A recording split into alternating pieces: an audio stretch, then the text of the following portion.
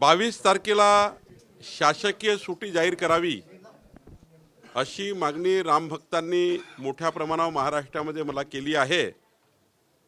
मी माननीय देवेंद्रजी, एकनाथजी आणि अजितदादा यांना विनंती करणार आहे की 22 तारखेला राम जन्मभूमीच्या या प्रतिष्ठापनेच्या कार्यक्रमानिमित्त जो अयोध्याला कार्यक्रम आहे आणि महाराष्ट्रातली जनता ही प्रत्येक मंदिरामध्ये वेगवेगळ्या पद्धतीने हा सोहळा संपन्न करणार आहे आणि संपूर्ण महाराष्ट्राचा ही मागणी आहे रामभक्तांची की सरकारने सुट्टी जाहीर करावी।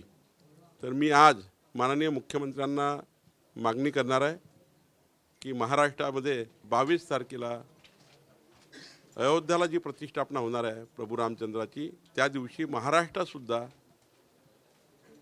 रामभक्तांची मागणी मान्य करावी। नागपुरात सुद्धा तशाच पद्धतीनं जो आहे तो दिवस साजरा केला जाणार आहे, विशेष आयोजन करण्यात आलं आहे। कोराडीच्या मंदिराचं काय विशेष आयोजन?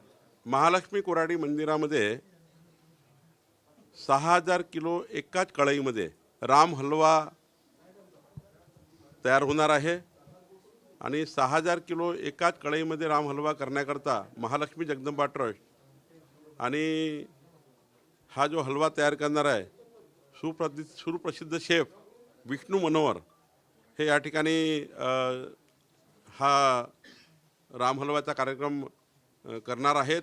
महालक्ष्मी जगदंबा ट्रस्ट आयोजित करणार आहे आणि एक मोठं आयोजन श्री महालक्ष्मी जगदंबा संस्थानामध्ये होणार आहे।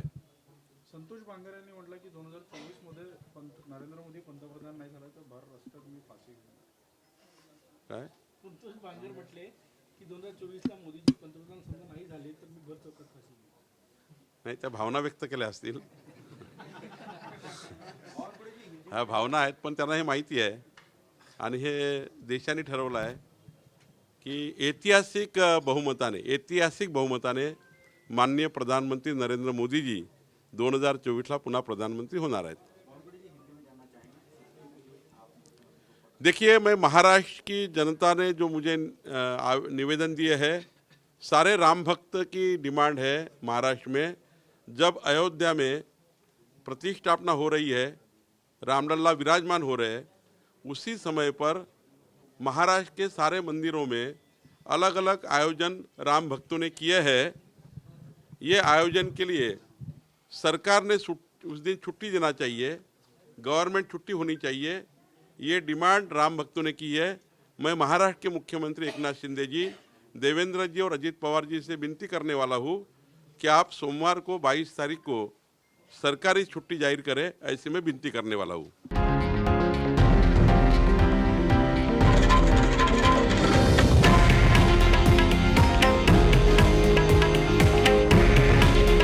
हे आहे देशातील नंबर 1 न्यूज नेटवर्क आणि आपण पाहत आहात TV9 मराठी।